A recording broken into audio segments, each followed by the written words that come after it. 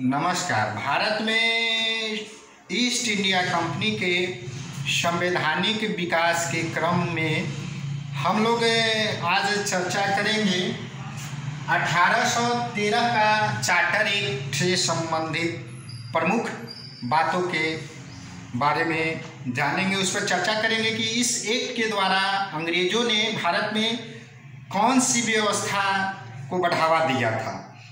तो इसी से संबंधित प्रमुख बातों के ऊपर हम लोग चर्चा करेंगे। जब ईस्ट इंडिया कंपनी की स्थापना हो गई थी और उसके बाद जब 1793 ईस्वी का अधिनियम जब अंग्रेजों ने लागू किया था तो उसकी अवधि जो है से समाप्त होने वाला था भारत में। इसी को ध्यान में रखते हुए इंग्लैंड में और इंग्लैंड की संसद में यह आवाज़ उठने लगी कि भारत में कंपनी के व्यापार को सीमित कर दिया जाए और इंग्लैंड के व्यापारियों के लिए भारत का द्वार ज़्यादा से ज़्यादा जो है से खोल दिया जाए। और इसी को ध्यान में रखते हुए 20 वर्षों के बाद पुनः प्रशासन और व्यापार के क्षेत्र में अंग्रेज़ों ने ध्यान में रखते हुए राजनीतिक और व्यापारिक मुद्दों को ध्यान में रखते हुए इस एक्ट को मंजूरी दिया था।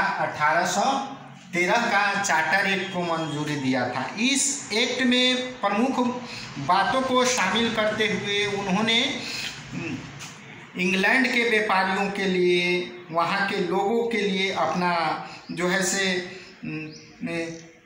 क्या किया कि जो उनकी नीति थी उसमें बदलाव किया था। बहुत बड़े पैमाने पर बदलाव किया था क्योंकि यूरोप में नेपोलियन प्रथम की जो नीति थी, महाद्वीपीय जो व्यवस्था था, कॉन्टिनेंटल सिस्टम जो था, महाद्वीपीय व्यवस्था या महाद्वीपीय नाकाबंदी जो नेपोलियन ने अपनाया था, उसी को ध्यान में रखते हुए ब्रिटेन के व्यापारियों की भारत में यह मांग उठने लगी भारत के प्रति कि भारत में व्यापार करने के लिए अधिक से अधिक व्यापारियों को मौका दिया जाए। और इसी को ध्यान में रखते हुए 1813 ईस्वी का चार्टर एक्ट को मंजूरी प्रदान किया गया ब्रिटिश संसद द्वारा। जब 1793 ईस्वी का अधिनियम का समय सीमा जब समापन होने लगा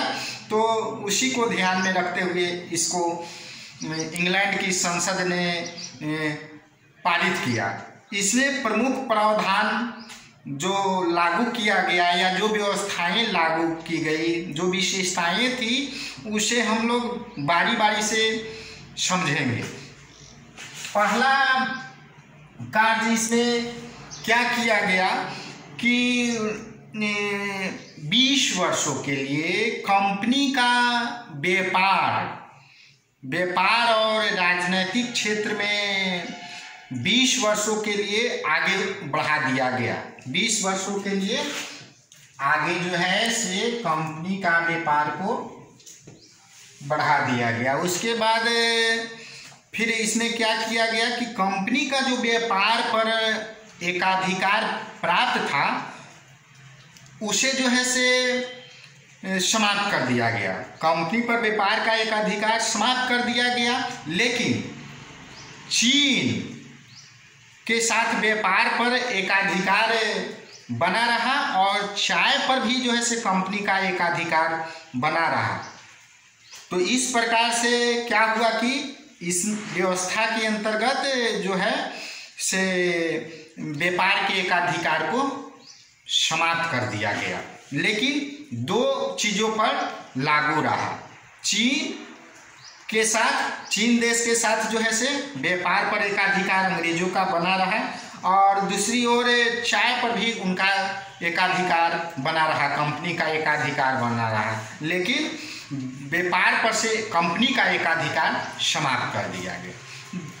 दूसरा जो मुख्य व्यवस्था था उसमें क्या किया गया, दूसरा मुख्य व्यवस्था में कि भारत में कंपनी के अंतर्गत जो 20 वर्ष का जो समय सीमा आगे बढ़ा दिया गया था, उसी को ध्यान में रखते हुए भारत में क्या किया कि शिक्षा पर 1 लाख रुपये प्रति वर्ष की राशि जो है निर्धारित की गई।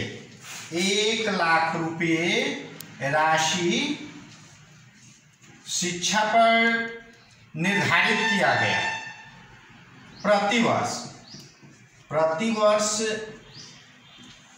शिक्षा और साहित्य के विकास के लिए भारत में ब्रिटिश सरकार ने 1 लाख रुपये की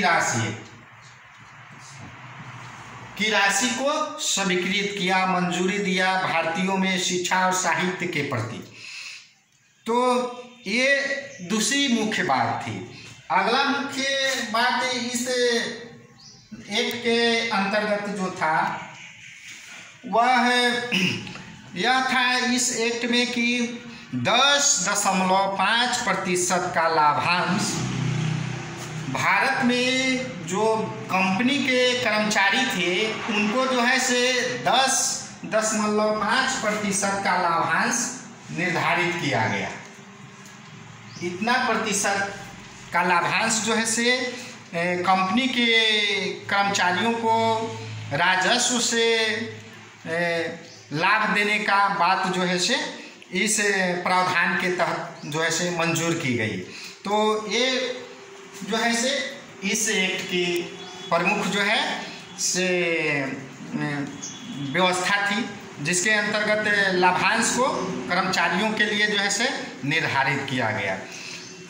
इस एक्ट के अंतर्गत जो मुख्य और बात थी उसके अंतर्गत हम लोग ये जानेंगे कि इसमें जो है से क्या किया गया कि बड़े पैमाने पर भारत में अंग्रेज व्यापारियों, इंजीनियरों और वहाँ के लोगों को व्यापार करने के साथ रहने के लिए, धर्म प्रचार करने के लिए, पश्चिमी शिक्षा की व्यवस्था को आगे बढ़ाने के लिए मंजूरी दिया गया। यानी भारत में अंग्रेजों का जो आगमन हुआ उसके बाद भारत में अंग्रेज व्यापारियों और वहाँ के इंजीनियरों के लिए जो क्या किया गया कि रास्ता का द्वार मुख्य रूप से जो है से खोल दिया गया। पहले क्या था कि कुछ अंग्रेजों को यह लगता था, शंका उनके अंदर था कि भारत में यदि हम लोग धर्म के प्रचार के लिए यदि आगे बढ़ेंगे तो भारतीय लोग जो है से विरोध कर देंगे। लेकिन इस एक्ट के द्वारा क्या किया गया कि उनको अनुमति प्रदान किया गया, मिशनरियों को अनुमति प्रदान कर दिया गया। भारत में अनुमति जो है से प्रदान किया गया कि भारत में वो आने के बाद जो है से अपना धर्म प्रचार का और शिक्षा के पश्चिमी ज्ञान को फैलाने के लिए जो है से आगे बढ़ सकते हैं। तो यह एक बहुत बड़ी बात थी। दूसरी ओर क्या था कि जब यूरोप से रास्ता बंद हो गया था तो भारत के लिए व्यापार कार्य में व्यापारियों ने छूट को मंजूरी दिलवाया। तो ये इस व्यवस्था के अंतर्गत प्रमुख बात थी।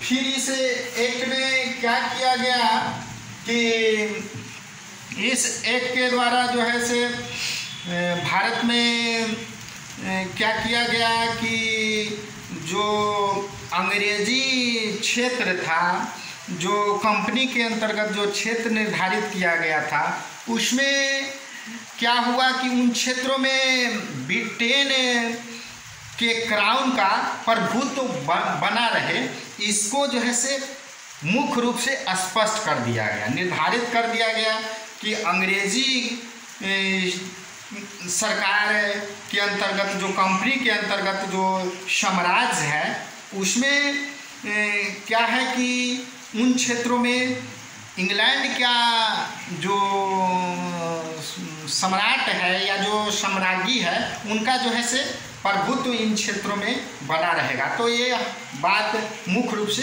स्पष्ट कर दिया गया। इस एक्ट ने भारत में क्या किया कि अंग्रेजी सरकार का जो है से साम्राज्यवादी प्रवृत्ति को आगे बढ़ाने में जो है से सहायता किया। तो इस प्रकार से यह एक्ट भारतीयों के लिए जो है से किसी भी रूप से जो है से पूर्णतः ठीक नहीं था और अंग्रेज़ों ने अपने लाभ के लिए, अपने हितों को आगे बढ़ाने के लिए इस एक्ट को भारत में मंजूरी दिया। तो इन सारी बातों ने अंग्रेजी सरकार की भारत में संवैधानिक विकास के क्रम को निरंतर आगे बढ़ाने के प्रति जो है से सहयोग दिया और भारत के दृष्टिकोण से ठीक नहीं रहा। तो इस प्रकार से इस एक्ट की प्रमुख बातें ये सारी थी। अच्छा, देखो